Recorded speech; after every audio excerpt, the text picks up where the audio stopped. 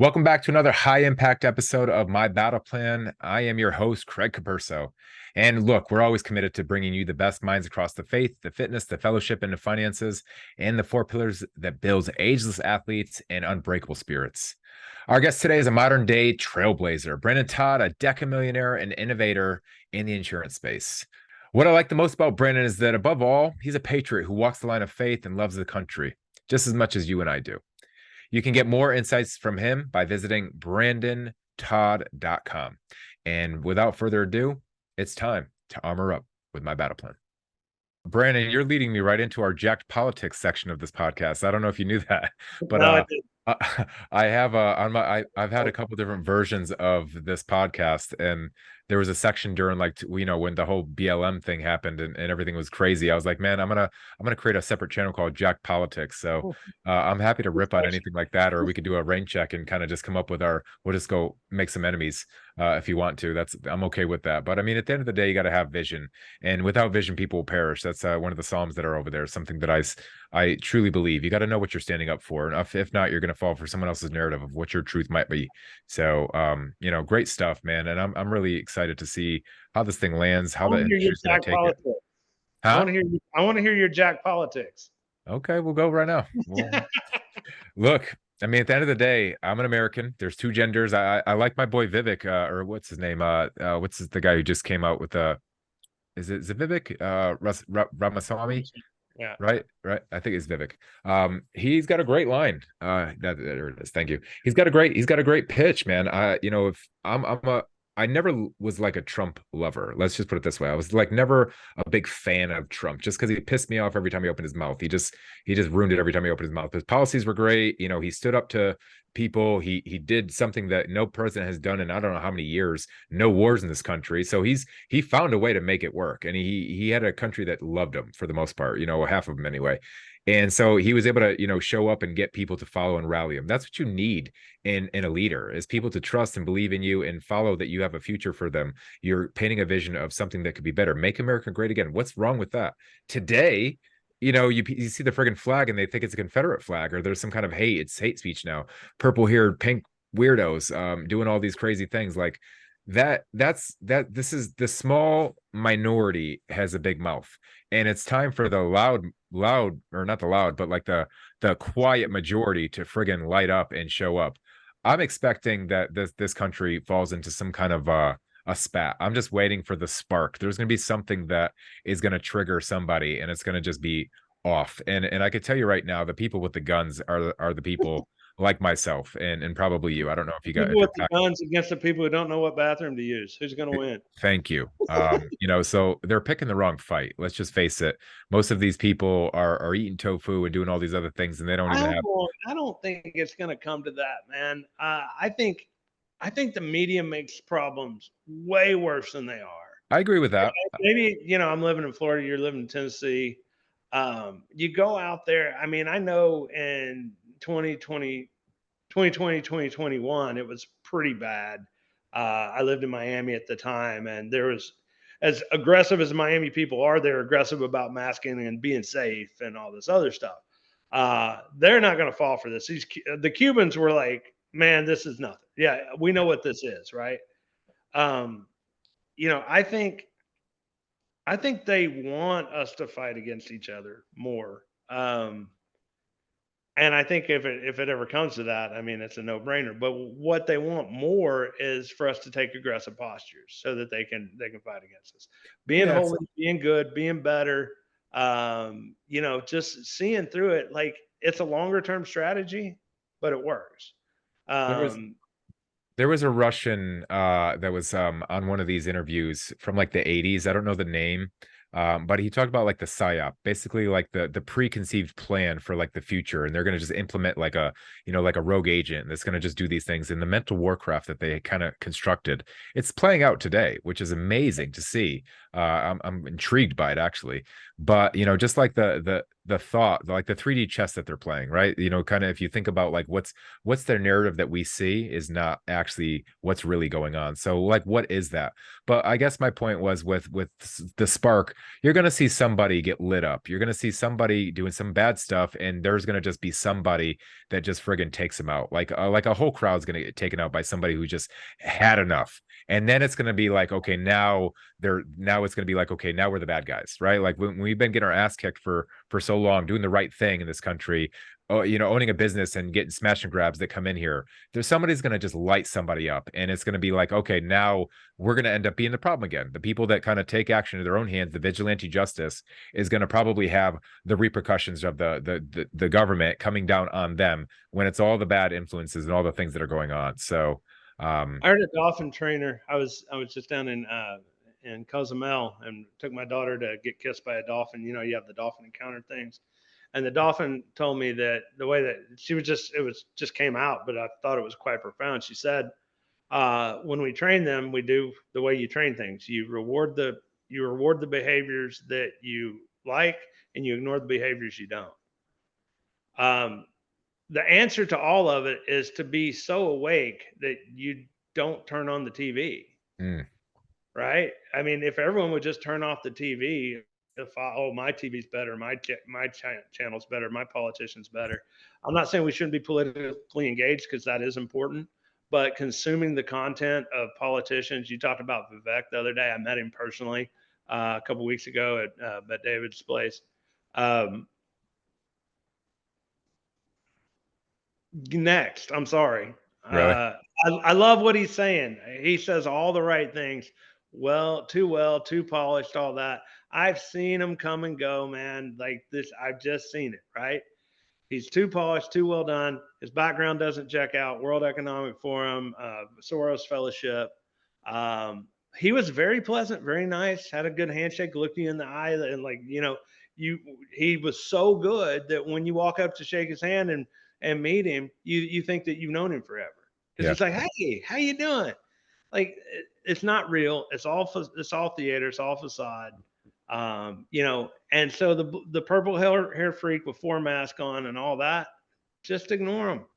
Mm. If we ignore them and don't let them trigger us, yeah, there's a lot of people who are just lost, and it's not my job to save them anymore. I used to think it was.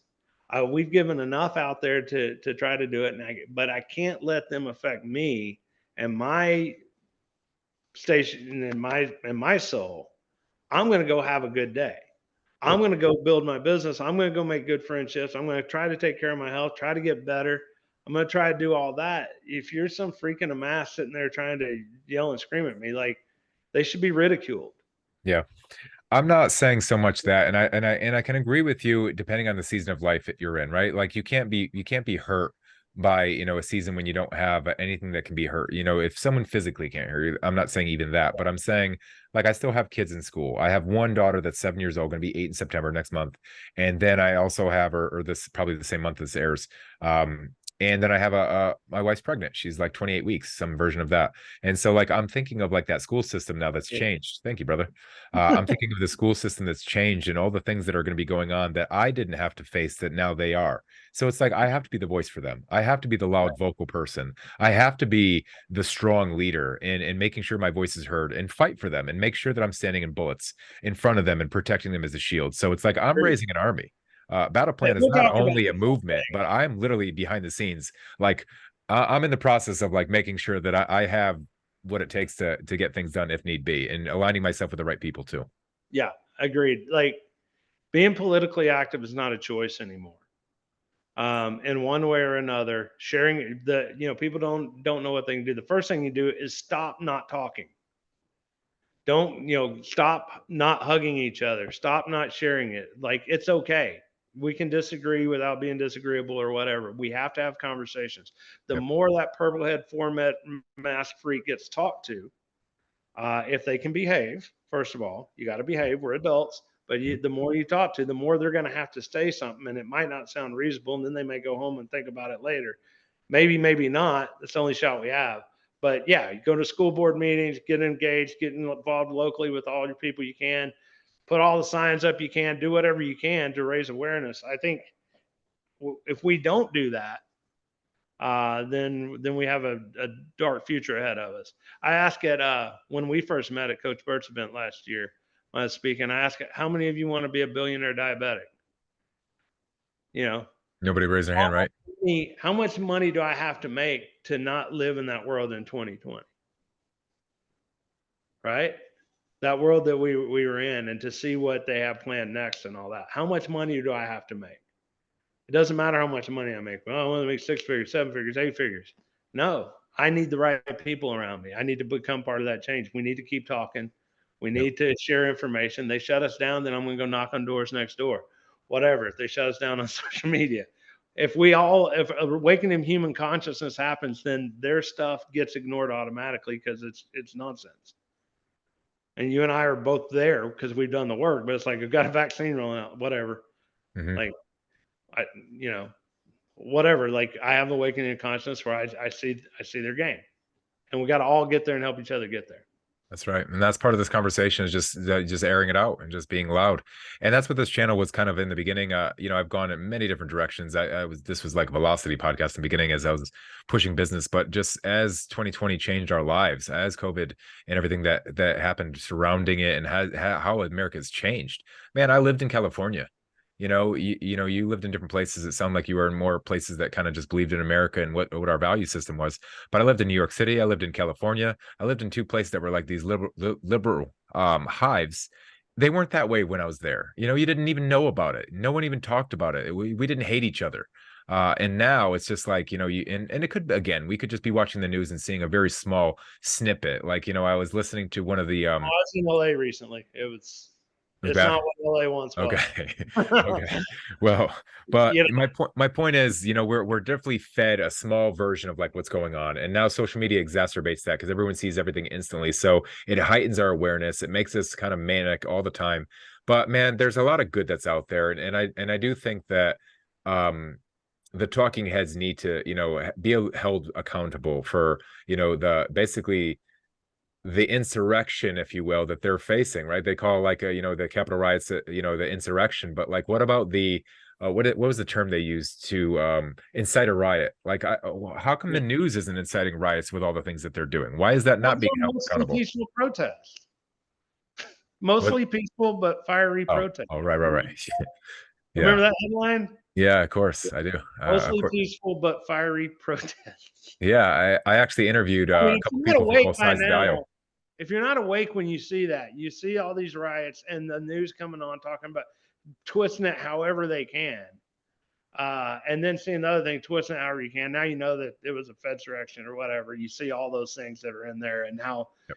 The Ray Epps guy has never been held to account when he's sitting there saying we're going to go do this and doing everything that they're trying to tell everyone else is going to do. If you can't see that, if you can't pay attention to it and say, hey, everything's not right. And this is the biggest thing people need to know. My uppers are not benevolent. There's not this cush, beautiful world where everyone who makes every rule and every police officer and everything is honorable, does everything right, and does it all for the benefit of me. It's a scary world. We're all different self-interest and all that, and we can align together and do good things. There's good versus evil. Evil is apparent now as it's ever been probably in human history. But with that same potential, we have this good is just as apparent. And we're all by nature good. We are good. Human beings are good. We're created by God to be good. Fallen and imperfect as we are good. There's a small group of psychopaths who once you get power structures and systems that have a lot of control, that is a magnet for psychopaths. And those psychopaths grab and maintain and control those areas of power centers and don't let them go. I'm not saying the people in the insurance business are psychopaths. I'm talking more about the politics, but there are parallels to that. Once power is attained, no one wants to let it go. I mean, do you want to give up your house? That's a power system. Right. You want to give up something that is your livelihood and you built your life around? No. But at some point, revolution has to happen. Those things have to be brought down for the good of all. Before we segue to this last one, and we could go anywhere you want with this. Yuri Benzmenov we'll put that on the screen or in the notes, was the warning to America, that I just saw come up on the screen here. And that was the one who kind of talked about, kind of like this. Do you remember the movie Salt, where they have like these Russian agents or these other people where, and I don't know if it was just from Russia or from these other propagandists placed, but it's just amazing to think about, like, if that's really truly taking place, even China right now and these other, like, sophisticated governments, if they really were to infiltrate, and they had to be coming from some version of a truth, right? This wasn't just made up in like Hollywood. All the Hollywood stuff usually comes from out of some, it's baked out of some truth somewhere. So it's just Right. amazing to see, like, we know Biden, he's a talking head right now. He's literally just a puppet. He can't make a friggin' sentence. So he Right. can't be running the country. So who is? And where's it coming from? Is it the influence that he's received money from X, Y, and Z, and he's, or is it the advisors? It's just amazing to think all that out loud and just be like, what is going to be the truth in 5 to 10 years? Or if it's 10 layers above that. I mean, like, you can go down the rabbit hole and it's the information is still available. It's not as much as it was. People were breaking news on things like real things like the Committee of 300, the Rothschild and Rockefeller cartels, the Ford Foundation. You go down the rabbit hole, and if you take off that layer of skepticism that they put on you to cover yourself, called conspiracy theory, and you go down the conspiracy theory rabbit hole and say, look, I'm going to clean my plate here. I have no preconceived judgments. I'm going to let these facts, let these people present their information, the heroes of old who presented information on this multi generational plan to enslave humanity. You just look at that, listen to it, say, does this stand up to reason or not? Write down why you don't believe it, just like you write down, why you don't like Joe Biden or why you don't like Donald Trump or whatever. I think people's minds are open enough to give it a shot. Don't go flat earth on me and all that. Those are distractions. Go look at everyone should stop. If you can't pretty much say who's controlling the world in some way, and you should spend your evenings, get rid of your Netflix account, get rid of all your little goofy hobbies and all that. It's time in the world to figure stuff out. Quit goofing off, go in and get right, get figured out what's going on in the world. God's called us to this special purpose and time, and we need to be aware because that awakening of consciousness is the solution. Amen. I hear that. And I will say one other thing: if our vote is between RFK Jr. and Donald Trump, then the world's making a step in the right direction.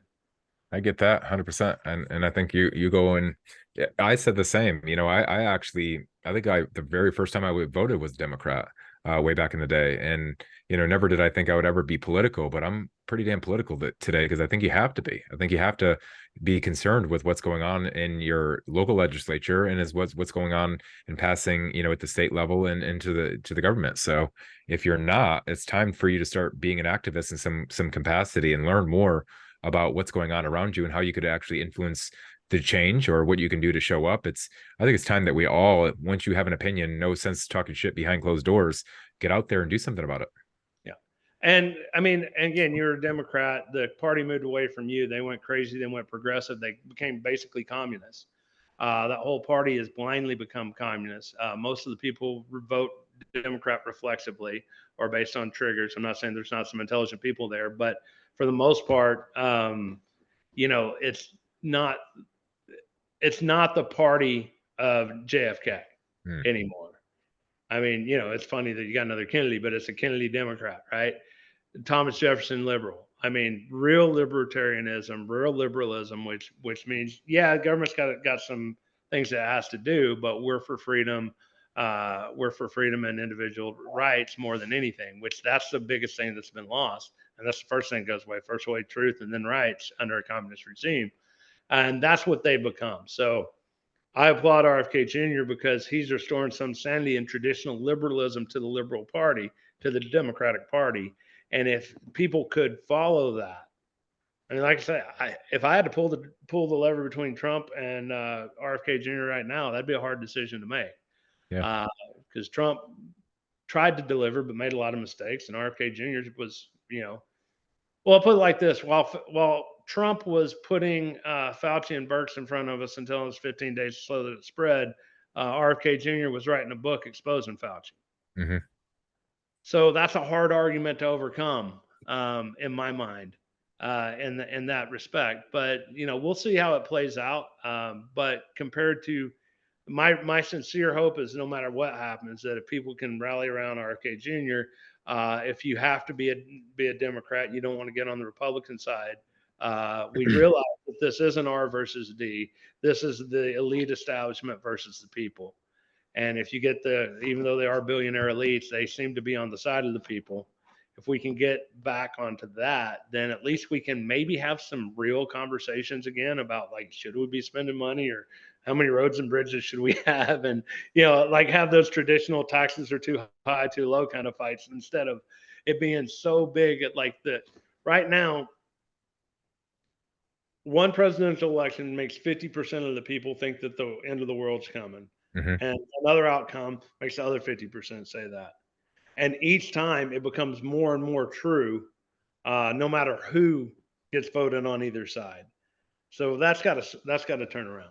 Brandon, what do you think? And before I let you go here, and I know we've been on this thing for a minute now, what do you think about the economy? I mean, I listen to a lot of financial news, and I'm kind of in tune with many of this with the bonds and everything going on, de-dollarization. You got the BRICS coalition that's happening right now. Saudi Arabia just signed on with those guys. Are we going to get the petrodollar out of that? Do you pay attention to any of that stuff, crypto or I any of that do, finances? I do, but I also, I I also have to play the game of, do I want to go down that road forever of trying to predict the future, which I've done, and it's cost me a lot of money and time and energy for a long time. I think you always have to be prepared.